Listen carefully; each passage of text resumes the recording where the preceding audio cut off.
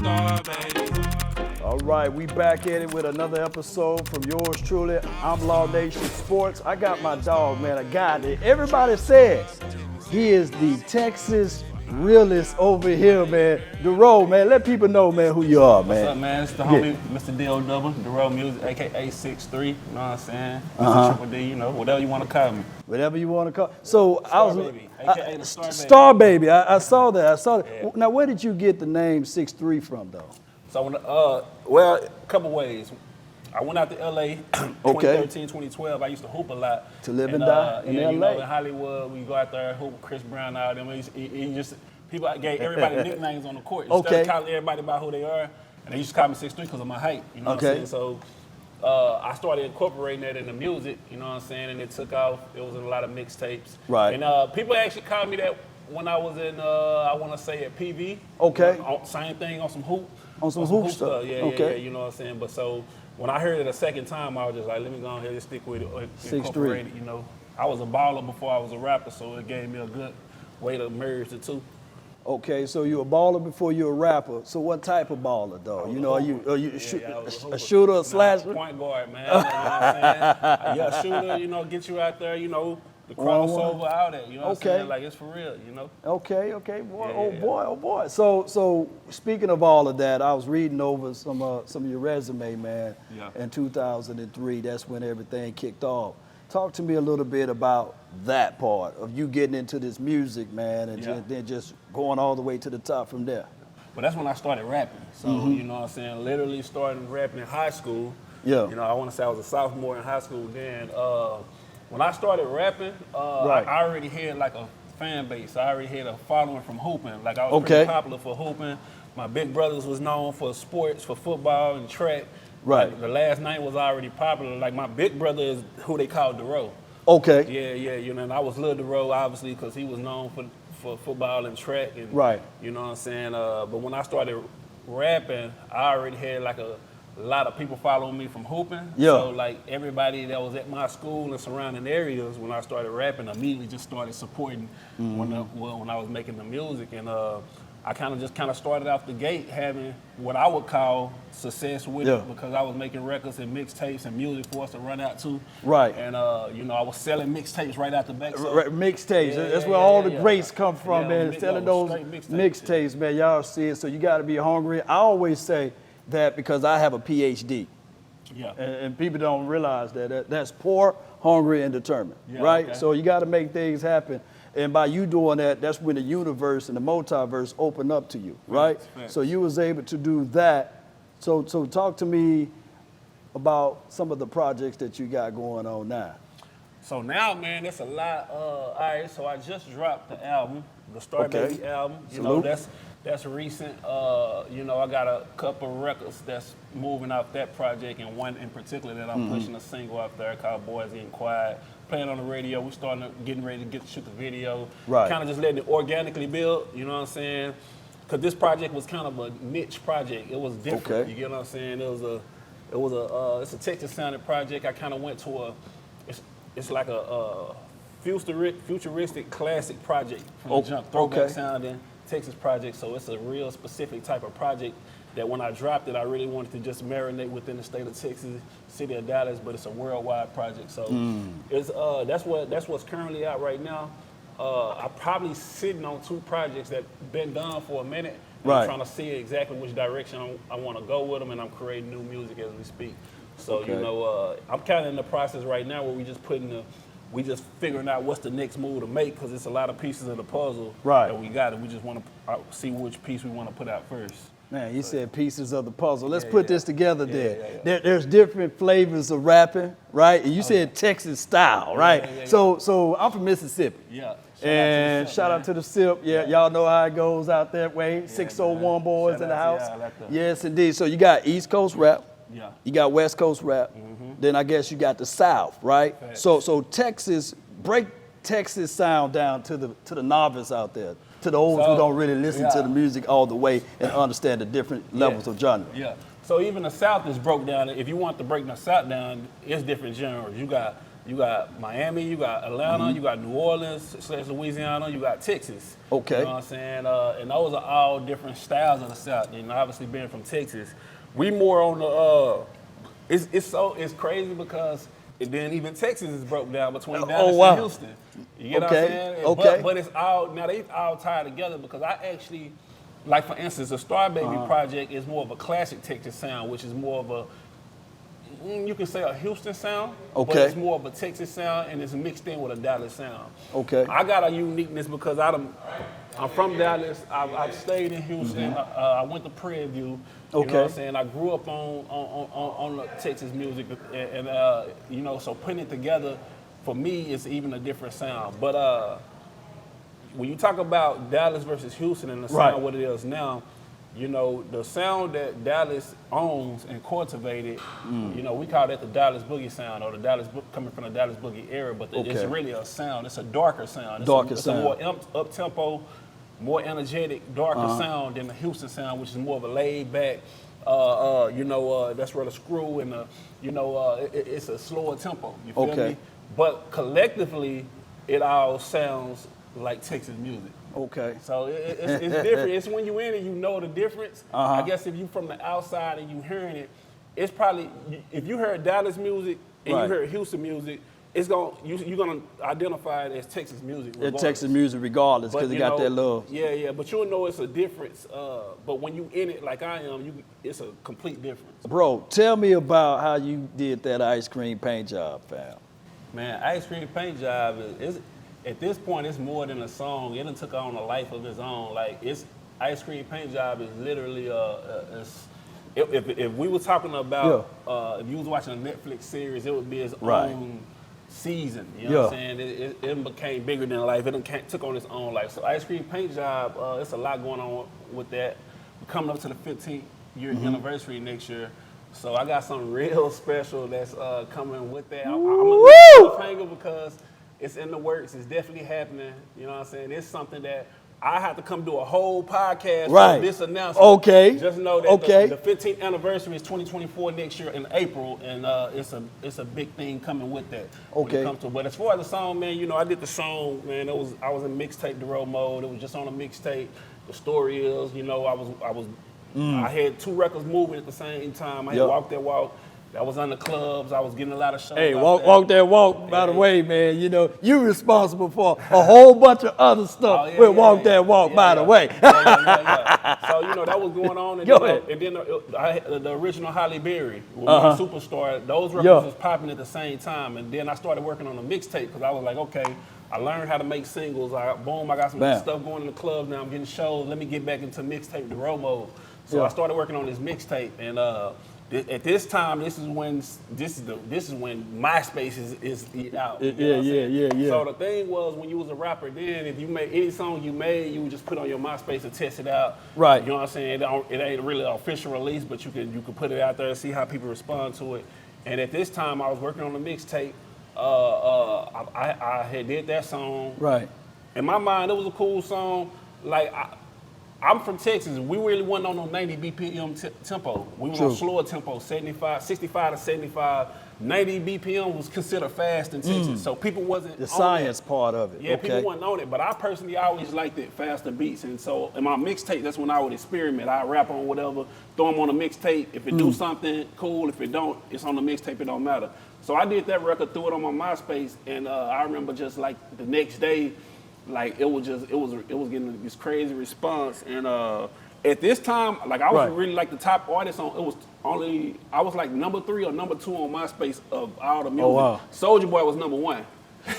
He was number 1, and it was like somebody else, and then it was me, cause I had Walk That Walk and Halle Berry. That was like on everybody's page. Yeah. So I was like trending number 3 all the time. So anything I put on my MySpace, everybody will go listen to it. Go ahead. So I put Ice Cream Paint Job on there, and I remember like I woke up the next day and they had like more spins, and like it was number 1 on the little MySpace thing. And I was like, damn. And then the DJ from the Bay Area, he had hit me.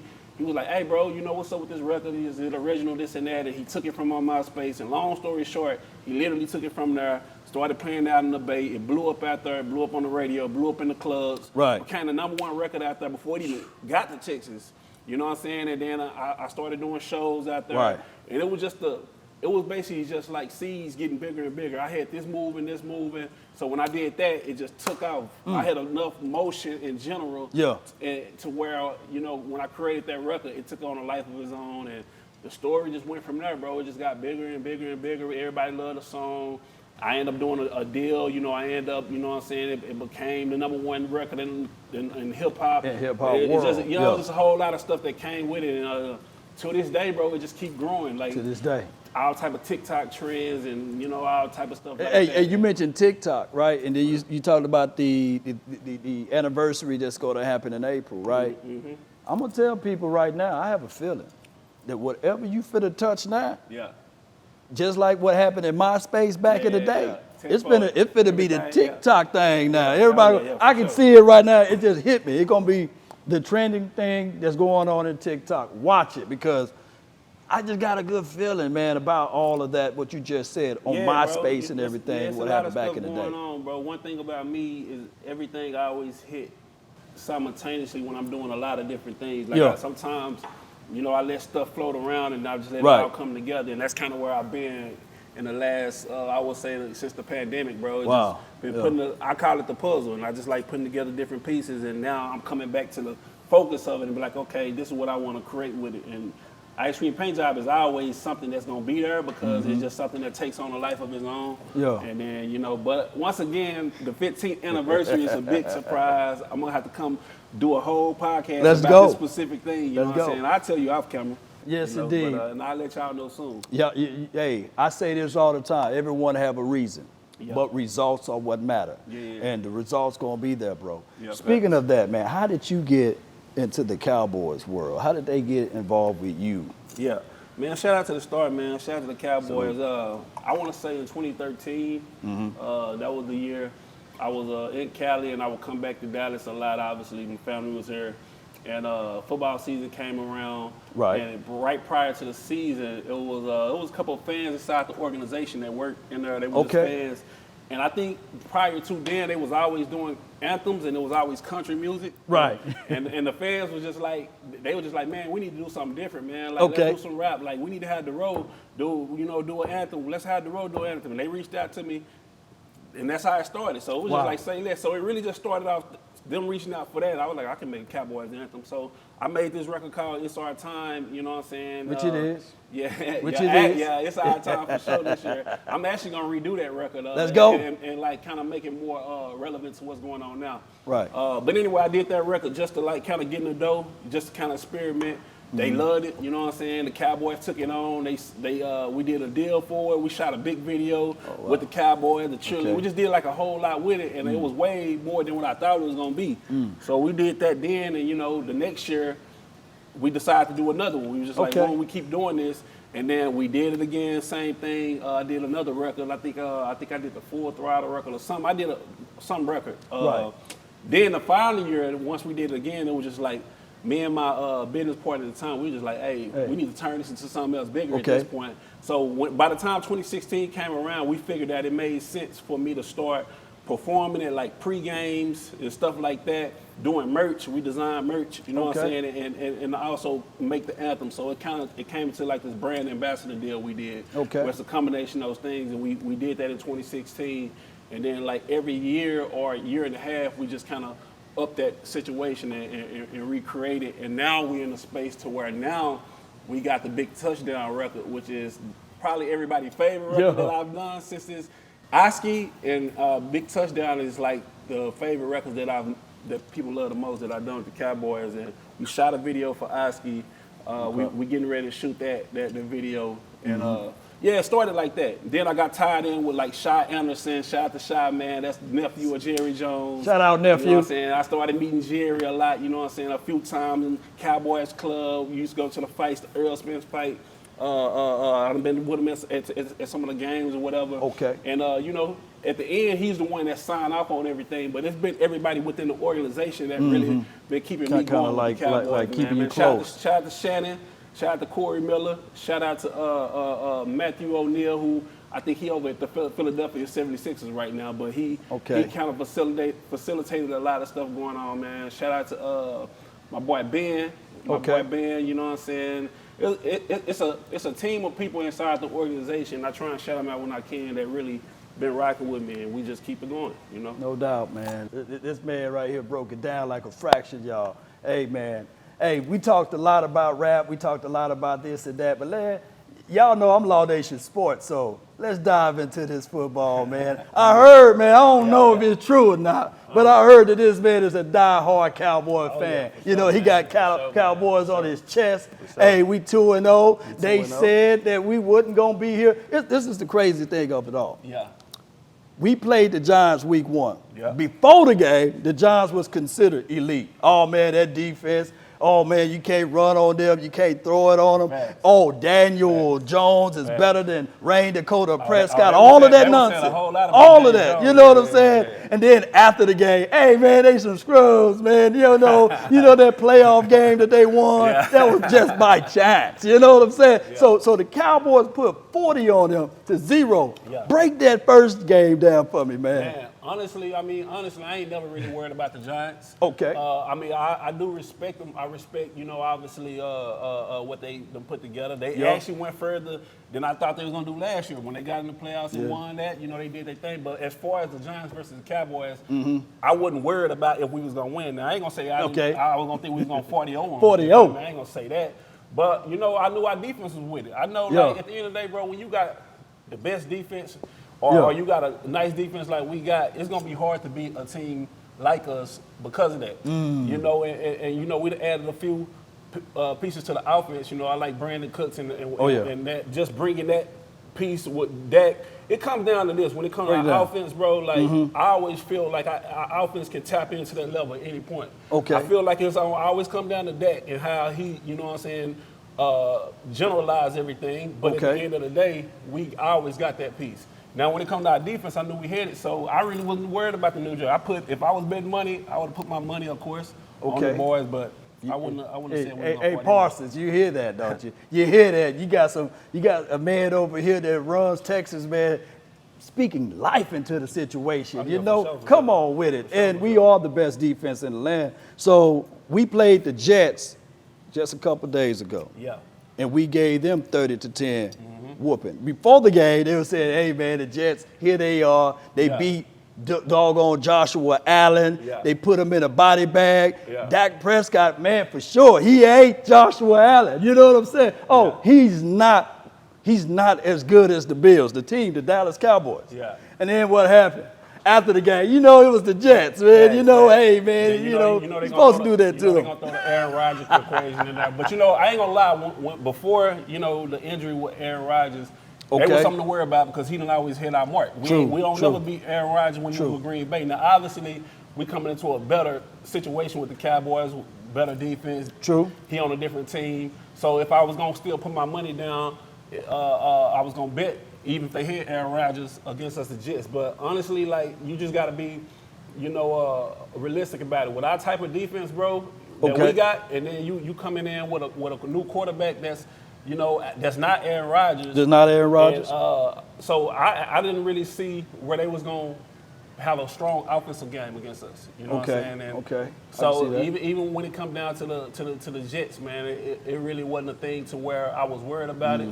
But yeah, I see how they flip the narrative. Anytime we win, oh man, it's just the Jets, because at the end of the day, they still got a great team. That's why Aaron Rodgers went over there because they had a lot of they really got all the pieces, and he was the thing that was going, that they was looking at to take them over the top. You feel me? So they got the squad, and you playing against professional NFL players at the end of the day. Yep. So I tell everybody at the end of the day, bro, it don't really matter. You saw Detroit and Kansas City first game. Yep. Last year they was the worst team. One of them. Yep. Kansas City was the best team, and you get out there. If you don't get out there, a team that's a professional football team, they'll get at you. They get at you all day. You always got to approach every team with that mindset, bro. Yeah. I see what we're doing out there. I feel good about what we got, and we're just gonna keep on hearing excuses. Everybody hate the Cowboys. And we're just gonna rack them up and stack them up, man. And these are what we call W's. The Cowboys in general. Who are your top 5 Cowboy players of all time? Modern day, or on this team, however. I do too. I do of all time, and then I do modern right now. Okay. All time, Michael, Emmett, Dion, The triplets. Yeah. Damn, it get hard out here. Yeah. I be wanting to throw some of the recent players in.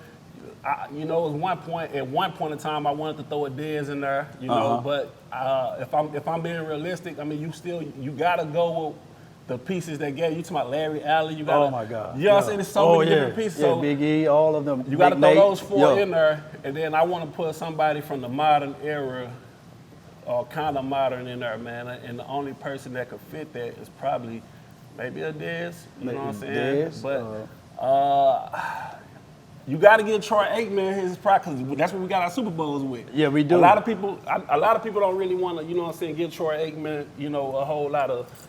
Well, I ain't gonna say a lot of people, but I know a lot of people that want to give him that credit. But at the end of the day, you got to go who gave us the Super Bowls, bro. Like, they gave us the Super Bowls. The top five really gonna always come out of that. Shoot, you ain't lying, man. Yeah. Hey, the '90s Cowboys, unstoppable, man. And then I'm gonna throw Jimmy Johnson in there just because he ain't in the Ring of Honor, but he in our Ring of Mines, because we wouldn't have those 3 Super Bowls. Although he didn't coach the 1995-96 Cowboys, but he was. That was his player. That was his people. Coming off the momentum of yes, that. indeed. Yeah. And then Prime, although he wasn't homegrown, still, bro. He just got to throw Prime in there, man. I'm always throw Prime. Prime, man, I got your shades on right now. Bro, when he came to the Cowboys, being a little kid, bro, and just watching Prime, bro, with the Cowboys, like that was a whole nother like era, bro. It's like when he came, he transformed even what we already had. So I'm always throw Prime in there. Yes, indeed, I remember watching I was a little kid, and I remember every Cowboy game that year when he came. You know what I'm saying? And so Prime gonna always be in there. But yeah, those would be the ones from that era I'm gonna throw in. No doubt. If you talking about right now, top 5 Cowboys, I'm gonna go with Michael Parsons. Okay. That's my number 1. You know what I'm saying? I'm gonna go with that.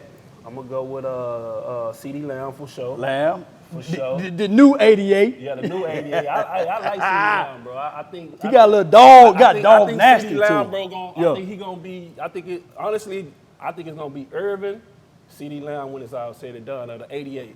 Okay. Yeah, you know what I'm saying. I think he finna have from here for the next 5 to 6 years. I think he finna really be that guy. You know what I'm saying. And transform that 8. Well, come to that level of the 88. He already been coming to that. You feel me? Technically, he's the fastest 88 to get to all of those numbers, like yards, total touchdowns, receptions. So he's been doing his thing. He is that dude that's transcending upwards. And if you fool around and get a full season out of him with Dak Prescott, I'm telling you right now, ladies and gentlemen, boys and girls that's listening, let me take my shades off and say this.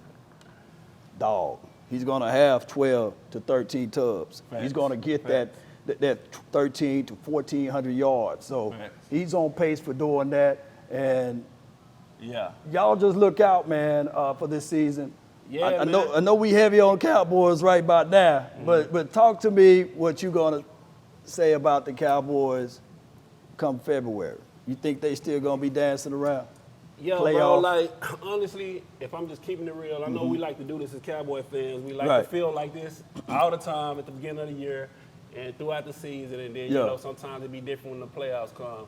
For one, the Cowboys are in a kind of like a do-or-die situation when it comes to, like, we get to the playoffs, we gotta at least get to that NFC Championship. In my mind, that's what's gonna appease me at least. You know what I'm saying? I feel like we got a Super Bowl caliber team. We like to say that. But the pieces are there. When you got a defense like our defense, any team that got a defense like our defense is a Super Bowl caliber team. It don't matter who you are. When you got a defense like that, once again, it's gonna come down to Dak Prescott, and I believe Dak Prescott know that. But it's gonna come down to when we get to that position, the playoffs, which we will be going there. Oh yeah, we will be there. Can he overcome what he wasn't able to overcome these last couple of years? We probably gonna see the 49ers again. I believe so. You know what I'm saying? The 49ers still looking good. They are. I'm going to just put in my mind that we're going to see them again. Yeah. So it really comes down to that same hurdles we get into, but we got a stronger team. Right. I don't see it happening 3 times, you know what I'm saying, us not getting there. I think February we're going to have a different story. Different story, man. Y'all heard it first, man, from my guy, Dorrough, man. Before we get on up out of here, what's your thoughts on the Mavs? Oh man! Now see the Mavs. That's a special thing with me. So okay, I'm a hooper, man, and honestly, my favorite player for probably the last 5-6 years have always been Kyrie Irving. No matter where he been. No matter where he been. He's just my. I played point guard. His game is a beautiful game, bro. He got the poetry. So I love watching Kyrie Irving play. Right. Him being with the Mavs, bro, that's like music to my ears, bro. Shout out to Cuban for making that happen, man. Yeah. And they really closing it and giving bro what he needed to stay over here. I always like Luka. Luka is a special. I call him Luka Legend. Man, that bro is a Luka Legend. He is a special player, bro. So when you talking about them and them building their chemistry, you know, they like playing with each other. Kyrie like being in Dallas. They like the system they got in place, and I know we adding pieces. Right. And what do you think we need right now to just really get us over the top? Because we, like you said, we need a center. We need a strong center. Like we rebound. We really need that three. We need that. What's old boy? We need that Capella types. What's his name? What's his name? Capella. Clint. Yeah, we need that type figure. You get what I'm saying? Or the DeAndre Ayton type. We need that type figure. You know what I'm saying? Yeah. Whoever that is, that's the only missing person. Mark Cuban, man. You hear us, man. We begging, man. That piece, that energy. I'm gonna say that energy. Like just need something like that, bro. And that's really it. You know, I think that when you got two players like Kyrie and Luka, right, bro, and you add that element, like it's figured out, bro. You talking about two. Kyrie and Luka are two very special players, unique players of all time. Like with a game that can't, it's not another Kyrie and it's not another Luka. Like they're two unique players, bro. Like of all time, you got them on the same team and them building chemistry with each other. You talking about something real special. So I really feel like it's going to be like a whole Dallas situation with the Mavericks and the Cowboys. I'm keeping it 100. Man. Then I'm coming with the energy that's going to push them over the top, both of them. You know what I'm saying? I'm going to get them the music, the tunes that they need. We already did a few of them, but you know. Yeah. Let's continue to keep that thing going, man. Hey, talk to me one more time about Star Baby. You know, that's the thing that you're working on right now. Yeah. Yes. Well, Star Baby is the album that's out right now, man. Okay. Y'all can go stream that on Apple Music, Spotify, Tidal, Amazon Music, wherever y'all go listen to that y'all music from. Hold on, what inspired you to do Star Baby though? All right, so Star Baby, the cover of Star Baby is a picture of me. I think I was like 19. I had just got down to PV. Okay. And I was hungry, and it was like at that time what was my biggest influence was Texas music. This is when. This is when you got DSR popping, you got Lil Flip popping, you got coming out the UGK movement, you got the Swisher House movement. So that time it was Texas to the world. This is when the whole world is listening to Texas. Right. And this time I'm hungry. I'm coming up, and that was the time where I was the hungriest I ever been, and it was a certain style, it was a certain sound out, and it was a certain sound that I was creating then. That was mixtape Dorrough. You feel me? So. The Star Baby album is a collection of that, of all those elements. You feel me? That sound, that timing. So it's kind of like I went back and created this project. The 19-year-old, 21-year-old me would love the Star Baby album. That's the album I would have made then, except it wouldn't have been as articulated and it wouldn't have been as special as it is now. But if I was listening to that then, that's what I would love. So I went back and made that for a certain reason, a specific reason, and the whole point was to put that energy out back in Texas, to let all, the people that's in Texas, the fans, the supporters, to get back on that energy. You feel me? As far as like the Texas to the world, and not necessarily feeling like we gotta bite off other styles that's popping. You know what I'm saying? And I respect anybody who got their stuff going on. Atlanta, New York, Cali, whoever popping, Memphis. But Texas, we always had our own thing going on. So it was really to inspire that. Man. You know what I'm saying? That was the number one reason.